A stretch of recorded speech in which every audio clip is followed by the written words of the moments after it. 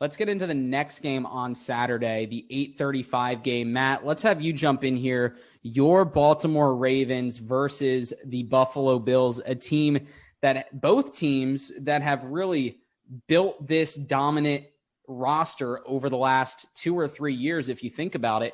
And here they are meeting head-to-head in Buffalo, in Orchard Park, and it's going to be an interesting one. I mean, we mentioned snow earlier. Yeah, there's going to be snow in Buffalo, I assume. But Matt, jump in here and give us your thoughts on this one.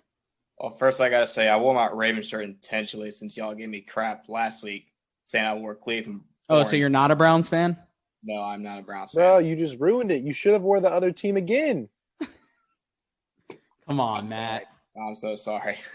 But I'm excited. I respect a lot of Buffalo. Yeah, they're calling snow in Buffalo for this week. And Lamar said that he hopes it doesn't snow. So I hope he's got warm enough legs that he's probably going to be needing them.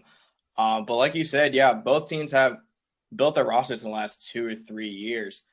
With Josh Allen, like I said last week, no one thought Josh Allen would be the quarterback he is today. And he's one of the most dominant guys out there right now. And they say you got the Ravens with Lamar Jackson. Two quarterbacks that came in the 2018 draft class, both going head-to-head. So it's kind of exciting to see that. And then defensively, yeah, you got guys like Josh Norman, one of the best corners in the game right now. It's Marcus Peters, with the Ravens got last year from the Rams. And they got Marlon Humphrey. So that was the biggest thing with the Ravens the last couple of years, was that secondary was so facetious with injuries, and they're finally getting healthy at the perfect time right now. So it's gonna be a bloodbath. I think it's gonna be a high scoring affair.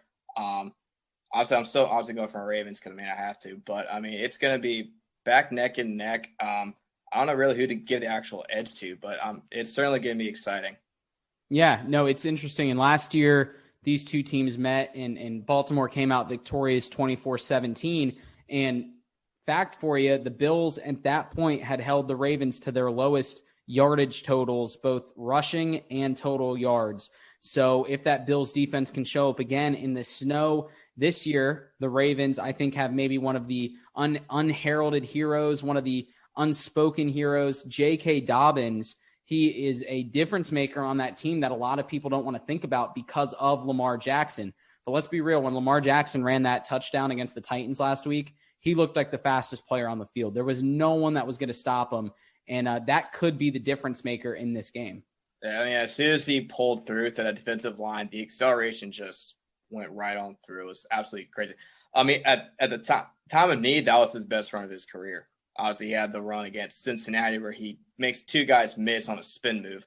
But, I mean, it was just crazy. I think you and I were talking about this. At one point, there was a guy for Tennessee who had a chance to get Lamar and then just stopped and just let him run. Yeah, just gave up. At that point, if he actually made the effort, I mean, it could have been a difference maker. I mean, that was definitely a difference maker in that game because Baltimore at one point were down 10-0. And I was at Disney, so I couldn't even watch the game. So I was just nervous throughout.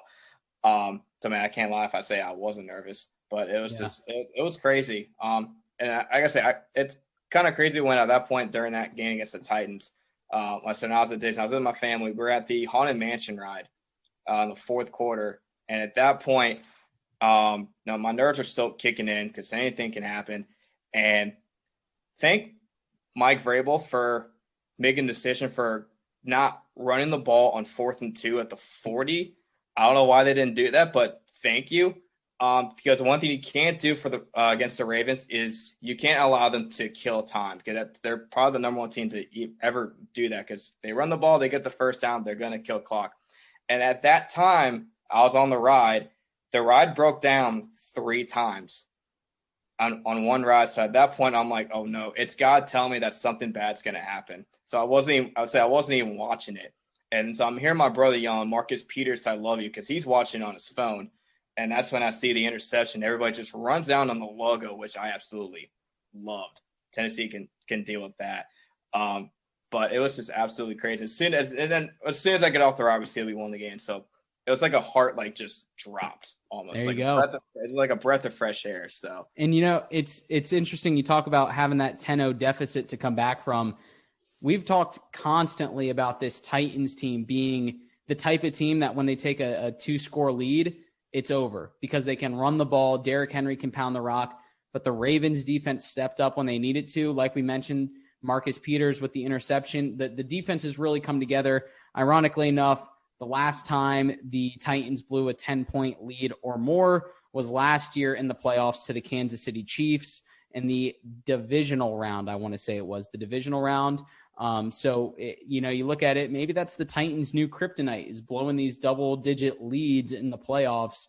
And, that might not ever turn around for them if Trevor Lawrence and the Jaguars have anything to say about it. So the Titans pulling and Atlanta Falcons where they just blow leads. They just blow leads. They're just choke artists now. Anything else on Ravens Bills from any of you guys? I do like the storylines of all of these players getting revenge, mainly like you were saying, going to the logo, and then also the Browns players getting the revenge on Juju.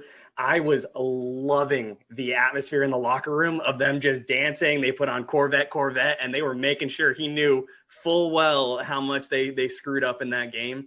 And then Chase Claypool getting on TikTok. I was scrolling through randomly the other day, and I saw him on live. And then later on that day, I see clips from that live of him talking trash about the Browns. So definitely salty over there, but hold that L, Pittsburgh. Sorry. Yeah, hold the L, Pittsburgh.